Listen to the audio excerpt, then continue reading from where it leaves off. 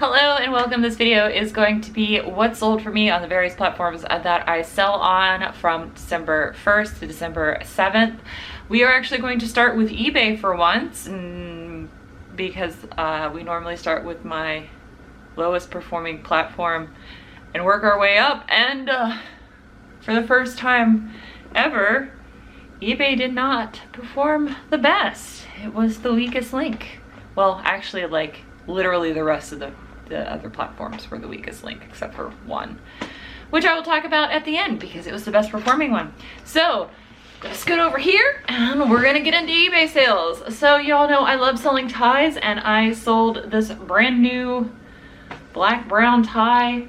I only picked this up because it was brand new and $2, and it sold on offer for $7 and the buyer paid for shipping. I love selling ties. They're not a perfectly great return, but they're really easy to ship. They take up almost no space and they're really easy to photograph and list, which is why I picked them up. I then sold this number 51 Hardy Boys book, The Masked Monkey. I sold it for $4.87 and the buyer paid $4 for shipping. Speaking of books, I then sold two David Baldacci books for the whopping price of $3.74 and the buyer paid $7.64 for shipping. A separate buyer then bought two other David Baldacci books and they paid $3.14. If you're wondering why they paid less, it's because one of the books had a tear in the dust jacket and I marked it accordingly, and somebody bought them both, and they also paid $7.64 for shipping. So I actually am almost out of all the David Baldacci books, so I'm really happy about that. The only good sale I had on eBay is this vintage Norwegian wool Fair Isle sweater, and this sold on offer for $59.39 and the buyer paid for padded flat rate shipping. I actually paid up for this sweater. I love shopping at New to You in Williamsburg, and I found some really great deals there. This was not one of them. This was not one of them. They had a new shipment of stuff coming in, and they had this and another vintage Fair Isle sweater. And I was like, oh, I'll take those too, thinking it would be like sweater price, until the total came up after she rung them up, and it was $35 each for them. And considering how many deals I've gotten at this thrift store, I just let it go. And I figured it was recompense for all of the things that I paid way too little for. But it sold within a month of listing it. So I got my $35 back, and then I made $20 in profit in a month for vintage stuff. It's pretty great. I also just went ahead and sent out offers on this because of the fact that it's sweater season and time seems to be going very quickly. So we would be out of sweater season soon enough, and I just want to get my money back and make a little bit of profit. So happy about this. I will never do that again. I will never buy anything from that store that's not clearly marked because that was a mistake. This next item, I was debating on keeping it, which is why it took me so long to list it, but I went ahead and listed it when I had to demolish my kitchen island for this remodel. So it sold within 6 weeks after I listed it. It sold for my full asking price of $19.87 and the buyer paid $15 for shipping. It was absolutely beautiful. It had never been used. This is a cordial set, by the way. It would have actually had 6 glasses, but when I bought this at an estate sale, the 6th little shot glass was missing, or a demi-tasse glass, whatever you want to call it. I think Americans would just call these shot glasses. And yeah, I decided to go ahead and let it go because I would just never use it the way it was intended, which is probably what happened and why it had never been used when I found it in an estate sale for $4. So I then sold 4 more David Baldacci books for $7.48 and the buyer paid $15 and some change for shipping. Again, super happy that those are almost all gone. I went from having like 8 boxes of books to sell to now I have 4. However, 2 of those boxes I will talk about next what sold video. If you're following on Instagram, you already know what I'm going to mention. But I love selling vintage restaurant ware, and I picked up these plates $1 a piece. So they sold for my full asking price of $9.87, and the buyer paid $10 for shipping.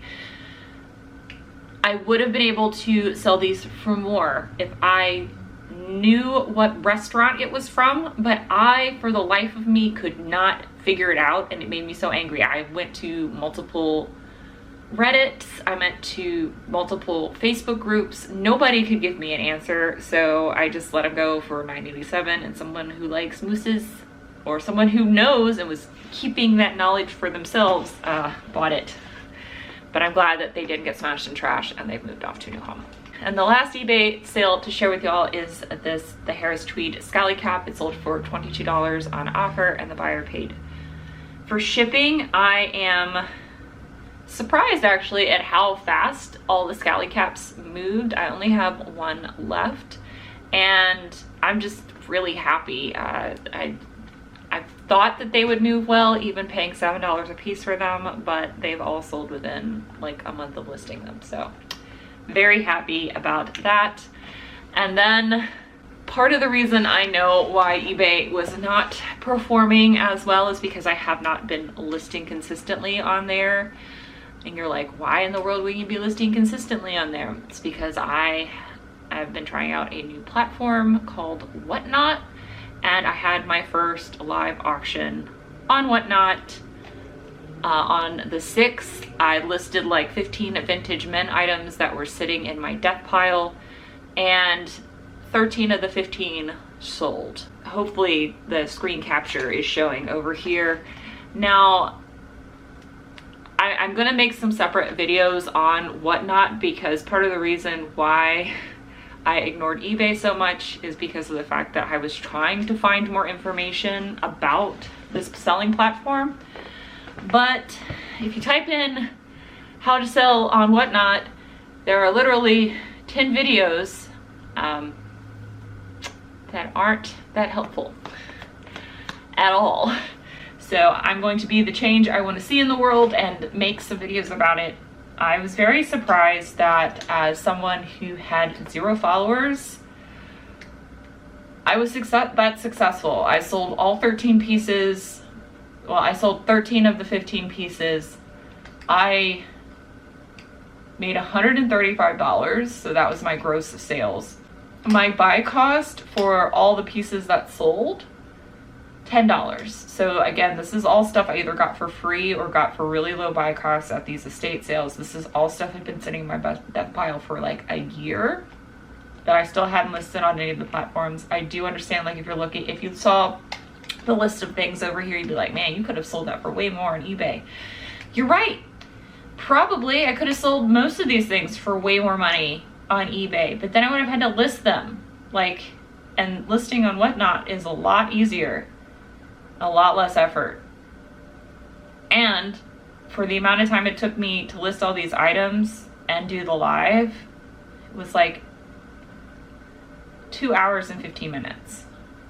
So 2 hours and 15 minutes, I made $135. Now, if you subtract the cost of goods, and I did all the math on my Instagram if you're not following me there. After doing the math, like, I basically made $48 an hour on this new platform. So if you have a substantial clothing death pile, maybe think about Whatnot, or if you're just like interested in quick flipping, this might be for you, but you also have to like doing lives.